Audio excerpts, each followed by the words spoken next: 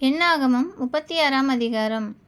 யோசேப்பின் குமாரனுடைய வம்சத்தாரில் மனாசேயின் குமாரனாகிய மாகீருக்கு பிறந்த கீலேயாத்தின் வம்சபிதாக்களான தலைவர் சேர்ந்து மோசேக்கும் இஸ்ரவேல் புத்திரருடைய பிதாக்களில் தலைவராகிய பிரபுக்களுக்கும் முன்பாக வந்து அவர்களை நோக்கி, சீட்டு போட்டு தேசத்தை இஸ்ரவேல் புத்திரருக்கு சுதந்திரமாக கொடுக்கும்படி எங்கள் ஆண்டவனுக்கு கர்த்தர் கட்டளையிட்டாரே, அன்றியும் எங்கள் சகோதரனாகிய செலொப்பியாத்தின் சுதந்திரத்தை அவன் குமாரத்திகளுக்கு கொடுக்க வேண்டுமென்று எங்கள் ஆண்டவனுக்கு கர்த்தராலே கட்டளையிடப்பட்டதே.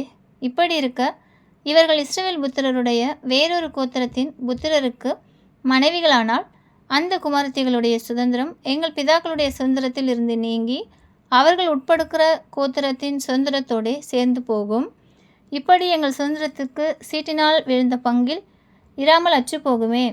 இஸ்ரவேல் புத்திரருக்கு யூபிலி வருஷம் வந்தாலும் அவர்களுடைய சுதந்திரம் அவர்கள் உட்பட்டு போன கோத்திரத்தின் சுதந்திரத்தோடே சேர்ந்து போகும். இப்படி எங்கள் பிதாக்களுடைய கோத்திரத்தின் சுதந்திரத்தில் இருந்து அது நீங்கி போகுமே என்றார்கள். அப்பொழுது மோசே கர்த்தருடைய கட்டளையின்படி இஸ்ரவேல் புத்திரரை நோக்கி, யோசேப்பு புத்திரரின் கோத்திரத்தார் சொல்லுகிறது சரியே. கர்த்தர் செலொப்பியாத்தின் குமாரத்திகளை குறித்த காரியத்தில் கட்டளையிடுகிறதாவது, அவர்கள் தங்களுக்கு இஷ்டமானவர்களை விவாகம் செய்யலாம். ஆனாலும் தங்கள் பிதாவின் கோத்திர வம்சத்தாரில் மாத்திரம் அவர்கள் விவாகம் செய்ய வேண்டும். இப்படியே இஸ்ரவேல் புத்திரரின் சுதந்திரம் ஒரு கோத்திரத்தை விட்டு வேறொரு கோத்திரத்துக்கு போகாதிருக்கும். இஸ்ரவேல் புத்திரர் அவரவர் தங்கள் பிதாக்களுடைய கோத்திரத்தின் சுதந்திரத்திலே நிலை கொண்டிருக்க வேண்டும். இஸ்ரவேல் புத்திரர் அவரவர் தங்கள் பிதாக்களின் சுதந்திரத்தை அனுபவிக்கும்படி இஸ்ரவேல் புத்திரருடைய ஒரு கோத்திரத்திலே சுதந்திரம் அடைந்திருக்கிற எந்த குமாரத்தையும் தன் பிதாவின் கோத்திர வம்சத்தாரில் ஒருவனுக்கு மனைவியாக வேண்டும்.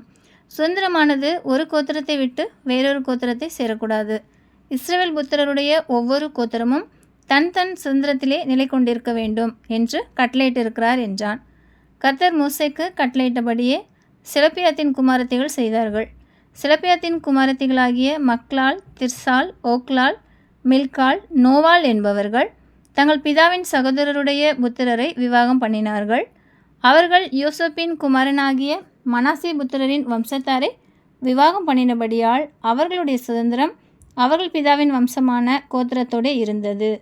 எரிகோவின் அருகே யோர்தானுக்கு இப்புறத்தில் உள்ள மோவாபின் சமனான வெளிகளில் கர்த்தர் மோசேயை கொண்டு இஸ்ரவேல் புத்திரருக்கு விதித்த கட்டளைகளும் நியாயங்களும் இவைகளே.